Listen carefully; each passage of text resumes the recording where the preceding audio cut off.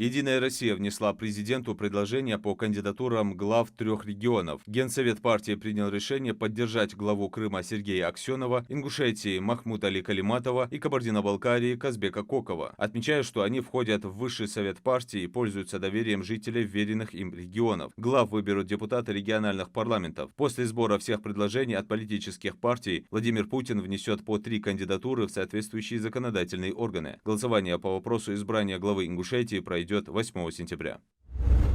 В столице Ингушетии с 28 июля по 1 августа пройдет Международный форум некоммерческих организаций МАГАС-2024. Реализация мероприятия проводится в рамках программы комплексного развития молодежи «Регион для молодых» национального проекта образования. МАГАС-2024 – одно из самых ожидаемых и перспективных мероприятий, направленных на развитие внутреннего и внешнего взаимодействия общественных организаций. На форуме пройдут круглые столы, дискуссионные площадки, лекции, экскурсии, мастер-классы и культурно-досуговые мероприятия. Заявки подали более 250 человек, многие из них представители иностранных государств. МАГАС-2024 – площадка для обмена опытом, развития идей и поиска новых решений. Каждый участник сможет почерпнуть ценные знания, укрепить контакты с коллегами и получить вдохновение для новых проектов. Принять участие может любой желающий, отправив заблаговременно заявку.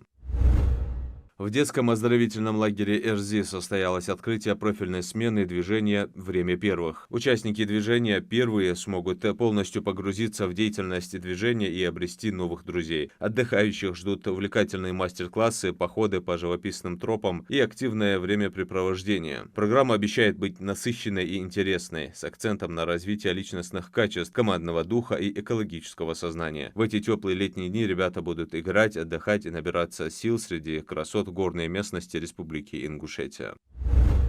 Новогодние выходные будут длиться 11 дней с 29 декабря 2024 года по 8 января 2025 года, заявили в Минтруде. В 2025 году субботу, 4 января, предлагаем перенести на пятницу, 2 мая, а 5 января на среду, 31 декабря. Таким образом, новогодние каникулы 2024-2025 года продлятся 11 дней, а на майские праздники выпадет по 4 выходных дня в начале месяца и в честь Дня Победы. Также россияне отдохнут с 22 по 23 февраля на День защитника Отечества, с 8 по 9 марта в Международный женский день, со 2 по 4 ноября в День народного единства.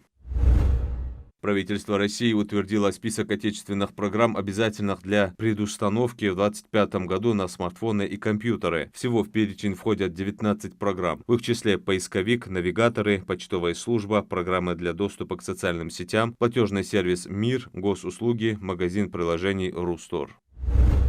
Все новые товарные знаки в России перед регистрацией будут в обязательном порядке проходить экспертизу на оскорбление чувств верующих. Это следует из проекта приказа Минэкономразвития. Экспертиза поможет оградить от нарушения прав православных, мусульман и других религиозных россиян, считают эксперты.